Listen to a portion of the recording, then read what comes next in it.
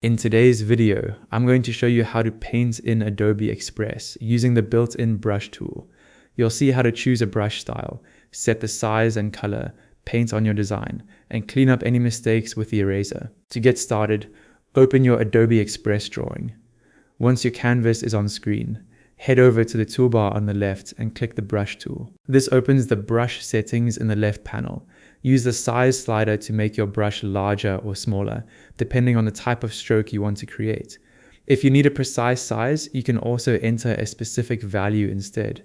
Below that, choose a color from the available swatch tiles. If you want more color options, click the swatch with the sliders on it. From there, you can browse additional swatches or use the color picker to select a custom color. Next, look through the available brush styles and click the one you want to use. Each style creates a different look, so it's worth choosing one that fits the effect you're going for. Quick side note, for more straightforward Adobe Express tutorials, be sure to subscribe to Ecom Control. Now you're ready to paint. Click and drag directly on the canvas using your mouse, trackpad, or a stylus.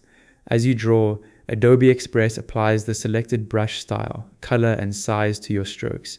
If you make a mistake, go back to the left toolbar and select the eraser tool. Just like with the brush, you can adjust the eraser size and choose an eraser style before using it. Then click and drag over the part of the drawing you want to remove. And that's it. You've successfully painted in Adobe Express and used the eraser to refine your drawing.